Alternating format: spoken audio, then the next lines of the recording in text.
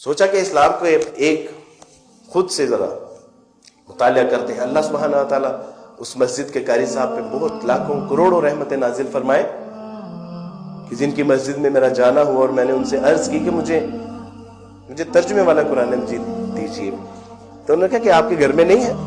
تو میں نے کہا کہ وہ ہمارے گھر میں کیسے ہوگا, میں تو عیسائی ہوں.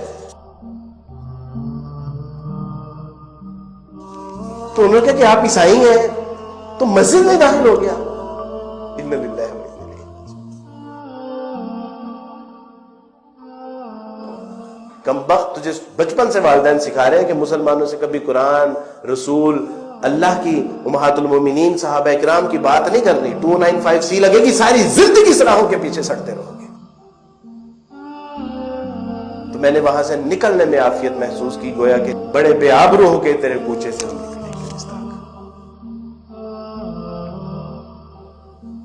ادھر ہندو جو ہیں وہ اچھوت لوگوں کو ہاتھ نہیں لگانے دیتے, گیتا کو, رامائن کو, اور ادھر مسلمان عیسائیوں کو ہاتھ نہیں لگانے دیتے. تو کیا آخر اس میں راز ہے؟ تو جب گئے تو دل میں یہ عہد کر لیا کہ قرآن کو پڑھنا ضرور ہے. دوست سے کہا کہ بھائی کسی کو بتانا نا, قرآن مجید چاہیے. تو اس نے قرآن مجید لا دیا. مختصر اس کے ساتھ ایک پوری تفصیل سے بات ہوئی. اس نے وہ نصیحت کی بڑی خوبصورت. نے کہا کہ کوئی ایسی بات نہیں ہے, بس آپ نے اس کو صاف ستھرا ہو کے پڑھنا ہے. تو میں نے کہا کہ بالکل ٹھیک ہے. میں نے پہلی بار قرآن مجید کو جب ہاتھ لگایا تو میں نے سوچا کہ شاید آسمان سے بجلی نہ کہیں گر پڑے, کوئی زمین شک نہ ہو جائے, مجھے کوئی جو ہے وہ زمین میں دھنسا نہ دیا جائے, کوئی طوفان نہ آ جائے. اور پھر یہ ساری چیزیں ہوئی میرے دوستوں. پھر یہ وقتاً فوقتاً یہ ساری چیزیں ہوئیں. میں نے جب پہلی بار قرآن مجید کا ترجمہ پڑھا تھا, میں نے بڑے ڈرتے ڈرتے اس کو کھولا تو میں نے دیکھا الحمدللہ رب العالمین. تمام تعریفیں اس اللہ کے لیے ہیں جو تمام جہانوں کا رب ہے. اور میرے لیے یہ جملہ بہت انسپائرنگ تھا, یعنی کسی کو جھنجھوڑ دینے والا.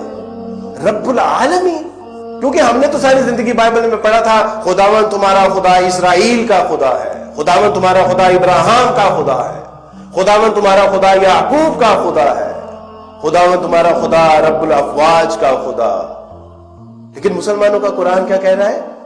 الحمدللہ رب العالمین.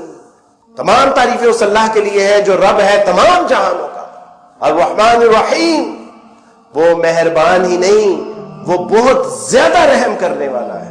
اے میرے بندے, اس کا رحمان ہونا تجھے کہیں جو ہے وہ غفلت میں مبتلا نہ کر دے, کہیں تو شکر بے مہار نہ بن جائے. اس لیے یاد رکھنا مالک یوم الدین, وہ مہربان اور نہایت رحم کرنے والا ہی نہیں بلکہ وہ ایک ایسے دن کا مالک بھی ہے کہ جس دن چھوٹی سی چھوٹی نیکی اور چھوٹے سے چھوٹے گناہ کا حساب کتاب کر کے چپٹا کر دیا جائے گا. اور اس دن کوئی نہ چھڑانے والا ہوگا نہ کوئی بچانے والا ہوگا. ایاک نعبد و ایاک نستعین اہدنا الصراط المستقیم. اے میرے بندے, کس کا متلاشی ہے؟ سیدھے راہ پہ چلنا چاہتا ہے, جنتوں کا متلاشی ہے, اللہ کی رضا چاہتا ہے, اس کی ناراضگی سے بچنا چاہتا ہے, دوزخ کی آگ سے بچنا چاہتا ہے. مسیح علیہ الصلوۃ والسلام نے کہا ان اللہ ربی و ربکم فاعبدوہ ھذا صراط مستقیم. کہ یا اللہ عجیب کلام.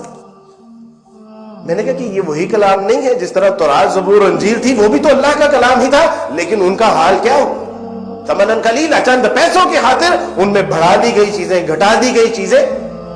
تو میں نے کہا کہ اسی طرح یہ کلام, تو قرآن نے کہا کہ نہیں, الف لام میم ذالک الکتاب لا ریب فیہ ھدی للمتقین. الف لام میم یہ وہ کتاب ہے کہ جس میں شک شبہ نہیں, شک شبے کا شائبہ بھی نہیں ہے. ان کنتم فی ریب مما نزلنا علی عبدنا فأتوا بسورۃ من مثلہ. اگر تمہیں شک ہے اس کتاب کے بارے میں جو ہم نے اپنے بندے محمد میں نازل کی ہے, تو ایسے کرو کہ پھر اس جیسی ایک سورت ہی لے آؤ. اور اگر تم نہ کر سکو اور ہرگز نہیں کر سکتے تو پھر ڈرنا چاہیے تمہیں اللہ کے شدید ترین عذاب سے. کہ یا اللہ, کہ مسلمان ہمیں اس کو ہاتھ لگانے سے کیوں روکتے ہیں؟